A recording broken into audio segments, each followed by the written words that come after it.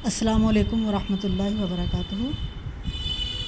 جی طالبات، آپ کا کیٹلاگ سازی کا چیپٹر جو ہے وہ شروع ہے۔ درمیان میں کچھ دن میں آپ کا لیکچر نہیں بھیج سکی کچھ مصروفیت کی وجہ سے، اس لیے اب دوبارہ ہم نئے سرے سے کیٹلاگ سازی کے لیکچر سٹارٹ کر رہے ہیں۔ تو ہم کیٹلاگ سازی کی تعریف اور اس کے بعد کیٹلاگ سازی کی اشکال کیٹلاگ کی اشکال اور کیٹلاگ کی اقسام یہ ہم پڑھ چکے ہیں۔ آج ہم نے جو ٹاپک پڑھنا ہے وہ ہے کیٹلاگ سازی کی مختصر تاریخ۔ تو کیٹلاگ سازی کی تھوڑی ہم تاریخ دیکھتے ہیں۔ کیٹلاگ سازی کی تاریخ بھی اتنی ہی پرانی ہے جتنی کہ کتب خانوں کی تاریخ پرانی ہے۔ اگر ہم پچھلے دور میں دیکھیں، جب سے کتب خانوں کی ابتدا ہوئی ہے تو کوئی بھی ایسا کتب خانہ ہمیں نہیں ملتا جس میں اس کتب خانے میں موجود علمی مواد کی باقاعدہ فہرست نہ بنائی گئی ہو۔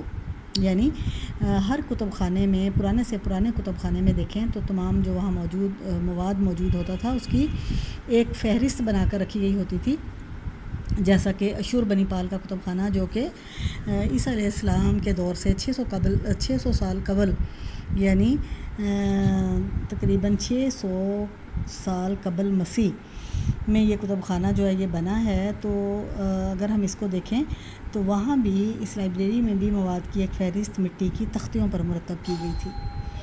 اور اسی طرح سے اسکندریہ کا جو کتب خانہ ہے وہ بھی، اس کی فہرست بھی کیلی مارکس نے پینیکس کے نام سے بنائی تھی۔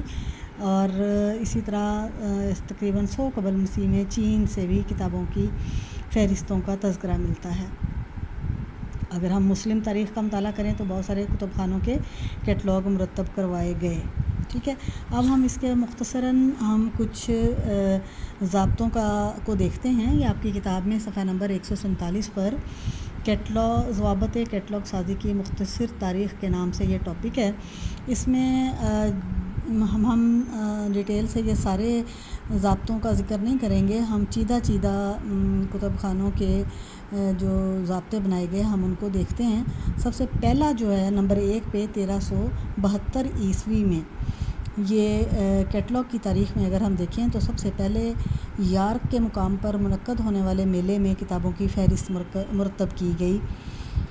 تو یہ سب سے پہلے 1372 عیسوی میں۔ نمبر 3 پہ آپ دیکھیں 1540 میں مشہور محقق علامہ ابن حجر عسقلانی نے مدرسہ محمودیہ مصر کی لائبریری کے 2 کیٹلاگ مرتب کیے۔ ان میں سے ایک حروف تہجی کے تحت ترتیب دیا گیا، یعنی ترتیب ہجائی سے مراد حروف تہجی یعنی الف ب پ ت جیسے کہ ڈکشنری کی ترتیب ہوتی ہے، اور دوسرے کی ترتیب موضوعی تھی۔ اسے پہلا حوالہ جاتی کیٹلاگ بھی کہا جاتا ہے۔ آگے نمبر 5 پہ دیکھیں، یہ 1895 میں ایک انگریز کتب فروش اینڈریو ماؤنسل نے انگریزی زبان میں شائع شدہ کتب کی فہرست مرتب کی۔ اس نے پہلی مرتبہ مصنف کے خاندانی نام کے تحت اندراج کرنے کا طریقہ اختیار کیا جو آج تک رائج ہے۔ نمبر 6 پہ دیکھیں، یہ 1743 میں یہ ضابطہ بنا۔ اسی طرح نمبر 11 پہ دیکھیں، 1841 میں جو ہے یہ 91 عقائد پر کیٹلاگ کوڈ مرتب کیا گیا۔ اسے پینزی کوڈ کا نام دیا گیا اور یہ کوڈ جو ہے موجودہ قوانین کا ابتدائیہ کہلاتا ہے۔ نمبر 14 پہ دیکھیں، 1876 میں جو ہے وہ چارلس ایمی کٹر نے قواعد برائے ڈکشنری کیٹلاگ مرتب کیے۔ یہی اصول ہیں جن کو ماہرین نے بنیاد بنا کر کیٹلاگ سازی کے اصول مرتب کیے۔ نمبر 18 پہ دیکھیں، 1908 میں امریکن لائبریری ایسوسی ایشن اور برٹش لائبریری ایسوسی ایشن نے مل کر اینگلو امریکن کیٹلاگ شائع کیا۔ نمبر 21 پہ دیکھیں، 1934 میں ڈاکٹر رنگا ناتھن نے کلاسیفائڈ کیٹلاگ کوڈ مرتب کیا۔ نمبر 23 پر دیکھیں، 1949 میں اینگلو امریکن کوڈ کا دوسرا ایڈیشن شائع ہوا۔ نمبر 27 پر دیکھیں، 1961 میں یونیسکو ہاؤس پیرس میں کیٹلاگ سازی کے موضوع پر 10 روزہ بین الاقوامی سیمینار ہوا، جس میں پاکستانی ناموں کی کیٹلاگ سازی کے اصول مرتب کرنے کے لیے پاکستان لائبریری ایسوسی ایشن اور انڈین لائبریری ایسوسی ایشن پر مشتمل ایک کمیٹی بنائی گئی جس نے پاکستانی ناموں کے سلسلے میں مفید سفارشات مرتب کی، جنہیں کانفرنس نے تسلیم کر لیا۔ اور 28 نمبر پر دیکھیں، 1964 میں پاکستانی ناموں کے کیٹلاگ سازی کے لیے ڈاکٹر انیس خورشید کا ضابطہ شائع ہوا۔